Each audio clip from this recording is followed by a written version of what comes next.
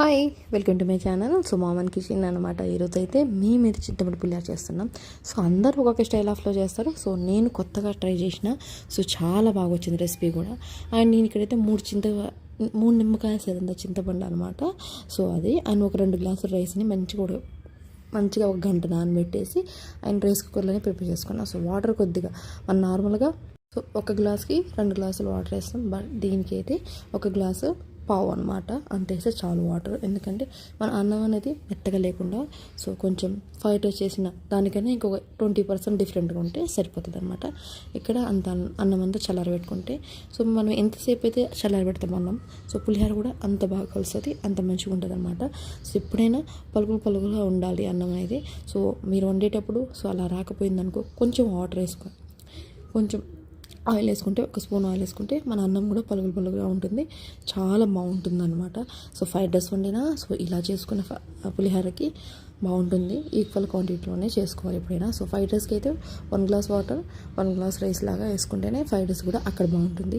So నేను ఇక్కడైతే 3 కాయల చింతపండు, 3 నిమ్మకాయల సైజు ఇంత చింతపండు కాబట్టి వీడు మంచి అర్ధ గంట నానబెట్టేసి మంచి గుజ్జులాగా అవుతుంది. సో మంచిగా గుజ్జు అంతా తీసేసి కొంచెం జల్లెడ పట్టుకుంటే దాని మీద ఉన్న తొక్క ఏమైనా ఉన్న రాళ్ళు రప్పలు ఉన్నా సో పోతాయి అనమాట. నేను దాని తర్వాత చేశాను. పిల్లలు తింటారు కాబట్టి కొంచెం జాగ్రత్తగానే, కొంచెం లేట్ అయినా పర్లేదు. మన టీ జల్లెడ ఉంటుంది కదా సో దాంట్లోనే జల్లెడ పెట్టుకున్నా సో మంచిగా ఉంటుంది అనమాట. అండ్ ఇక్కడైతే మా ఊడైతే వీడియోలు తీస్తుండు. సో వాడు ఏం తీస్తుండో వాడికి అర్థం కావట్లే, బట్ ఏదైతే తీస్తున్నా నేను చేసేదాన్ని రెసిపీని బట్టి అనమాట. అండ్ ఎప్పుడైనా మనం చేసే రెసిపీని సో హడావిడి లేకుండా సులభంగా స్లోగా నెమ్మదిగా చేసుకుంటేనే అప్పుడు ఆ రెసిపీ కూడా టేస్ట్గా ఉంటుంది. మనం చేసే విధానం కూడా సో లేట్ అవ్వకుండా శాంతంగా చేసుకున్నట్టుంది.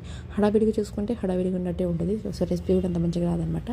అందుకని ఎప్పుడైనా సరే మీరు చేస్తున్నాను లంచ్ అంటే కొంచెం ఒక 11:30 ఆ టైంకి ప్రిపేర్ చేసుకుంటే సరిపోతుంది అనమాట. ఇక్కడ నేను ఒక 10 పచ్చిమిర్చిని మంచిగా ఘాట్లు పెట్టుకొని సో మనం ఎలాగో చింతపండు ఉడకబెడతాం కాబట్టి ఆ గుజ్జుని సో దాంట్లో ఇలానే మధ్యలో ఘాటు పెట్టుకొని సో డైరెక్ట్గా వేసేయాలన్నమాట. ఎన్ని స్పైసీనెస్ బట్టి వేసేసుకోండి. సో నేనైతే ఒక 10 వేసిన. సో 10 సరిపోతుంది. ఎందుకంటే స్పైసీనెస్ అని కాదు, ఆ ఫ్లేవర్నెస్ కోసం. సో ఆ చింతపండు గుజ్జులోనే ఈ పచ్చి వాసన అనేది, మిరపకాయ వాసన అంతా స్మెల్ అంతా పోయి పులిహోర తినేటప్పుడు కూడా టేస్ట్గా ఉంటుంది కాబట్టి సో ఇలా ఎప్పుడైనా చేసేటప్పుడు ఇలా ఒకసారి ట్రై చేయండి. మన పోపులో కాకుండా ఇలా అయినా ట్రై చేయొచ్చు. ఇక్కడైతే నేను 1/2 స్పూన్ పసుపు వేస్తున్నాను. పసుపు ఎక్కువ ఉన్న పులిహోరగా అంత రుచి ఉండదు అనమాట. కానీ 1/2 స్పూన్ వేసుకుంటే సరిపోతుంది. 2 గ్లాసుల రైస్కి కంపల్సరీ సరిపోతుంది 1 స్పూన్. అండ్ దీంట్లో 2 స్పూన్ల సాల్ట్ వేసిన. సో ఇప్పుడు ఎంత వేసినా తర్వాత మళ్ళీ కలుపుకోవచ్చు ఒకవేళ తక్కువైనా. సో నేనైతే 2. సో దాని తర్వాత నేను మళ్ళీ కొద్దిగా వేసుకుని ఒక 1/2 స్పూన్.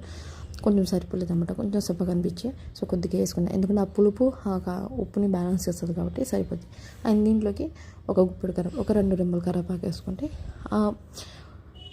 కొద్దిగా జీలకర్ర అనమాట. ఇవన్నీ వేసి ఆ గుజ్జంతా చిక్కదనం వచ్చేంత వరకు ఉడకబెట్టుకోవాలన్నమాట. అప్పుడు మన పులిహోరకి చాలా రుచి వస్తుంది. ఎప్పుడైనా సరే జీలకర్ర, కరివేపాకు, పచ్చిమిర్చి ఇలా వేసి ఒకసారి చింతపండు గుజ్జు చేసుకోండి.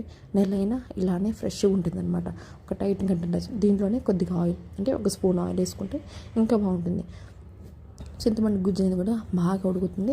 మనం చేసేది ఒక నెల అయినా ఉంటుంది అనమాట. ఇది కొద్దిగా తీసుకొని షోట్లో పెట్టుకొని ఎప్పటికప్పుడు కావాలన్నా కలిపేసుకోవచ్చు. సో హడావిడి లేకుండా మనం ఒక 2 రోజులు రేపు చేస్తామన్నా ఇవాళ చేసుకుని ప్రిపేర్ చేసి పెట్టుకోవచ్చు.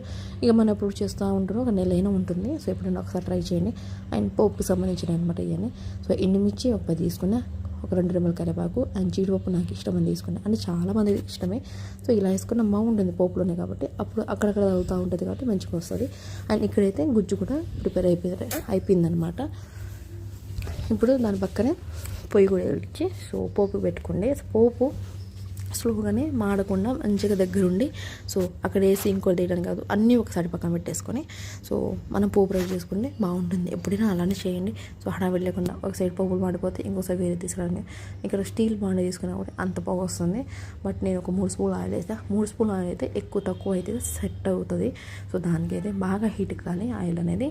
సో హీట్ ఎక్కిన తర్వాత 2 స్పూన్లు పోపు గింజలు, ఆవాలు, పచ్చనిపప్పు అన్నీ వేసేసుకొని ఒక 2 స్పూన్లు వేసుకుంటే బాగుంటుంది. ఎప్పుడైనా సరే పులిహోరలోకి అయితే పులిహోరలోకి అయితే పోపులు ఎక్కువ ఉంటేనే బాగుంటుంది. అండ్ నేనైతే పల్లీలు 1 కప్పు తీసుకోండి. సో సరిపోతుంది అదైతే, అది ఇంకా ఎక్కువ అవుతుంది అనిపిస్తుంది. సో ఎన్ని పోపులు తీసుకున్నాను ఎక్కువ అని కాదు, సెట్ మన 2 గ్లాసులు రైస్కి కంపల్సరీ ఈక్వల్ క్వాంటిటీలోనే ఉంటుంది. పోపులు కూడా మంచిగా కొంచెం బ్రౌన్ కలర్ వచ్చేదాకా ఫ్రై చేసుకోండి. స్మెల్ వస్తూ ఉంటుంది, కమ్మగా అనిపిస్తుంది అండి అప్పుడే. అండ్ పల్లీలు 1 కప్పు, సో నేను చూపించిన కప్పుతోనే 1 కప్పు తీసుకోండి, అది సరిపోతుంది. అండ్ కరివేపాకు సో అప్పుడప్పుడే కాకుండా తడిపి కడిగేసుకొని పక్కన పెట్టేసి వాటర్ ఉన్న కొంచెం కిందకి వెళ్ళిపోతాయి అన్నమాట గిన్నెలోకి అనమాట. లాస్ట్లో పల్లీలు కూడా మంచి కలర్ రావాలి, ఫ్లేవర్ అనేది బయటకు వచ్చేదాకా అండ్ కొంచెం కలర్ చేంజ్ అయ్యేదాకా మనం పల్లీలు అనేది ఫ్రై చేసుకోవాలి. సో ఆయిల్ హీట్ ఉంటేనే పల్లీలు తొందరగా వేగుతాయి అండ్ కింద పోపులు కూడా మాడకుండా ఉంటుంది అనమాట. ఎప్పుడైనా సరే ఫస్ట్ పల్లీలు ఫ్రై చేసినా పర్లేదు, పోపులు వేసినా పర్లేదు. ఇటైతే సో చింతపండు గుజ్జు కూడా అయిపోయింది అనమాట. సో చాలా చిక్కగా వచ్చింది. వాటర్ నేను ఫస్ట్ వేసిన వాటరే ఇక్కడ అన్నీ అండ్ ఎండుమిర్చి కరివేపాకు అంతా వేసేసి ఒకసారి. సో క్లిప్ అనేది మిస్ అయింది, బట్ ఎలా మిస్ అయిపోయింది అది. అండ్ ఇక్కడైతే అంత మంచిగా పోపులన్నీ రెడీ అయ్యాయి అనమాట. కలర్ఫుల్గా ఉంది కదా, సో ఇలాంటి తినాలనిపిస్తుంది. ఇలా ఏంటి కారం కొట్టుకున్నా సో పల్లి కారం అయిపోతుంది. సో ఎలా చేసుకున్నా మనకి 2 రెసిపీస్ అయిపోతాయి అనమాట. అండ్ ఇక్కడ పోపు అయిపోయింది, అన్నం కూడా మంచిగా చల్లారింది అనమాట. సో దాంట్లోనే మనం చింతపండు గుజ్జు చేసుకొని కలిపేసుకొని, సో స్పూన్తో అయినా పర్లేదు, నేను చేతనే కలిపిన. సో చేతితో కలిపితే ప్రతి ఒక్క మెతుకి సెట్ అవుతుంది అనమాట. ఎప్పుడైనా సరే పులిహోర కలిపితే చేతితో కలపండి, బాగుంటుంది. అండ్ పులిహోర చేసామనే ఫీల్ అనేది కూడా ఉంటుంది. సో నేనైతే ఇప్పుడు మ్యాక్సిమం సో చేతితో కలపడానికి ట్రై చేస్తాను. ఎందుకంటే పులిహోరకి చేతితో కలిపితే అన్ని ఈక్వల్ క్వాంటిటీలో అంతా కలుస్తుంది కాబట్టి. సో అందుకనే సో మావాడు కూడా కలుపుదామని చూస్తుండే కాబట్టి అక్కడ కాలుతుంది కాబట్టి పోపు అనేది సో భయపడుతుంది అనమాట. ఇక్కడైతే మనం వేసుకున్న పోపుకి రైస్కి కరెక్ట్గా సరిపోయింది అనమాట. చాలా బాగా వచ్చిందండి అసలు పులిహోర అయితే. ఎంత రుచిగా అంటే సో చాలా టెంపుల్ స్టైల్లో వచ్చిందనమాట. పులుపు ఉప్పు అంతా సెట్ అయిపోయింది, అంత సేమ్ ఈక్వల్ క్వాంటిటీలో తీసుకున్నాం కాబట్టి కరెక్ట్గా సెట్ అయిందనమాట. ఇక్కడైతే ఆల్మోస్ట్ రెడీ అయిపోయింది. సో మావాడు పక్కన తీసుకొని తింటూనే ఉన్నాడు. సో వాడికి చాలా ఇష్టం నేను చేసే ఒక ప్రతి రెసిపీని వాడిని దగ్గర కూర్చోబడి నేను చేపిస్తాను. ఎందుకంటే వాడు నా కోసం చేశానని ఫీల్ తేనే తింటాడేమని. సో అంతేనండి. సో వీడియో నచ్చితే కంపల్సరీ లైక్ చేయండి, షేర్ చేయండి అండ్ సబ్స్క్రైబ్ చేయడం అసలు మర్చిపోండి. అండ్ పాత వీడియోలను చూడకపోతే కంపల్సరీ వెళ్ళి చెక్అవుట్ చేయండి అండ్ సబ్స్క్రైబ్ చేసుకోండి.